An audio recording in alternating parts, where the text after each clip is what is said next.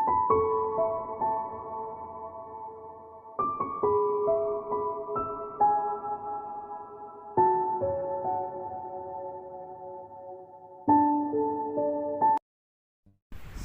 pagi para penikmat kopi. Kali ini kita berada di Pantai Maluk, Sumbawa Barat. Di kesempatan pagi yang cerah ini di pinggir pantai, saya akan membahas tentang bagaimana cara untuk menjadi seorang entrepreneur. Sebelum jauh kita membahas untuk bagaimana cara menjadi seorang entrepreneur, mari kita ketahui dulu apa itu yang dimaksud dengan entrepreneur. Secara garis besar, entrepreneur adalah orang yang mampu mengubah, memberikan nilai tambah daripada sebuah jasa atau barang. Itulah yang dimaksud dengan entrepreneur atau pengusaha, itu dalam hal yang kecil. Terus apa saja syarat-syarat untuk menjadi entrepreneur? Sebenarnya mudah ya. Salah satu cara yang untuk menjadi entrepreneur yang pertama adalah kita rubah lingkungan dulu. 7 dari 10 teman kita itu adalah masa depan kita. Orang bijak mengatakan seperti itu. Jadi yang langkah pertama untuk kita rubah untuk menjadi entrepreneur adalah kita rubah pergaulan kita. Yang pertama kita rubah dari teman-teman kita. Bukan berarti kita harus milih-milih teman ya, tapi bagaimana kita memilih lingkungan yang positif untuk kita jadikan sebuah pembelajaran. Ketika kita sudah berada di lingkungan yang positif, secara otomatis pola pikir kita adalah pola pikir yang positif. Yang kedua atau yang mendasar adalah pola pikir kita yang harus kita rubah.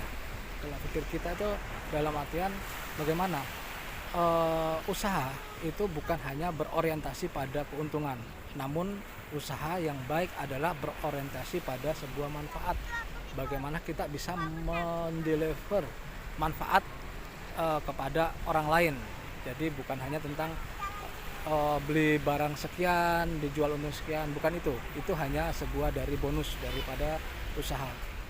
Hal yang paling pertama kita pikirkan adalah bagaimana kita bisa mendeliver manfaat dari sebuah barang ataupun sebuah jasa. Itulah yang harus kita harapkan. Tadi ya, yang pertama lingkungan, yang kedua pola pikir, terus yang ketiga banyak sekali orang bicara bahwa hal yang paling dasar dari usaha adalah modal. Sebenarnya bukan itu ya teman-teman sekalian. Modal itu nomor sekian daripada untuk usaha. Modal itu bukan termasuk hitungan dasar daripada ketika kita mulai untuk melakukan usaha, mendirikan usaha. Karena banyak sekali orang yang takut itu sudah mau masuk ke lingkungan usaha akan mentok ketika dia ngomong tidak ada modal, terus belum cukup modalnya, takut kehabisan modal dan lain-lain. Sebenarnya itu hal yang kecil untuk dalam memulai usaha. Kenapa? Karena apalagi di kondisi saat ini yang semua bisa lewat online, itu modal bisa kita dapatkan dari mana saja.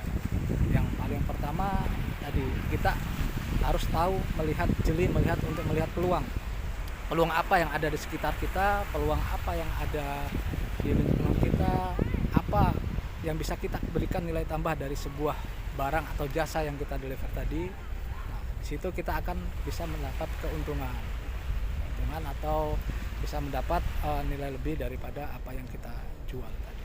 Itu ya cara simple. Banyak sekali hal-hal contoh kecil yang bisa kita jadikan untuk usaha di lingkungan sekitar kita ya.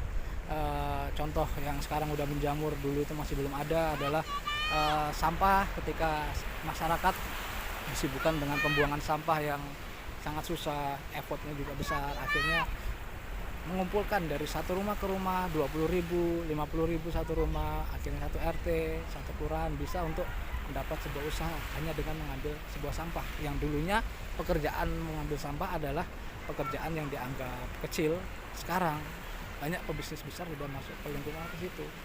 Bisa dihitung aja perkaliannya, jika 20.000 dikalikan 100 rumah sudah berapa per bulannya.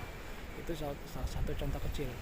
Terus yang kedepannya apalagi yang bisa dijadikan untuk peluang usaha? Contoh kecil lagi yang nyata adalah jasa untuk seperti saya saat ini berada di lingkungan Maluk atau di lingkungan pariwisata. Banyak sekali peluang yang bisa kita ambil. Contoh di sini menjadi tour guide. Tour guide di sini masih sangat kurang.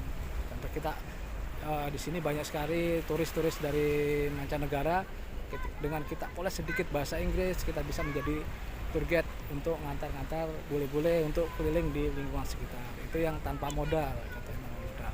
Jadi masih banyak ya teman-teman ya, contoh-contoh kecil. Nanti kita akan bahas di next pengupasan selanjutnya yang lebih dalam, usaha apa aja yang bisa kita lakukan dari modal nol. Nah, saat ini kita hanya membangun pola pikir untuk bagaimana untuk menjadi seorang pengusaha. Apa tujuannya? Tujuan utamanya yaitu memberi manfaat untuk banyak orang. Bagaimana kita bisa memberi manfaat untuk banyak orang, di saat itulah jalan peluang kita untuk menjadi seorang entrepreneur akan terbuka. Perbaikin lingkungan dengan lingkungan yang positif. Karena 7 dari 10 temanmu adalah masa depanmu. Mari kita mulai dengan perbaiki lingkungan kita.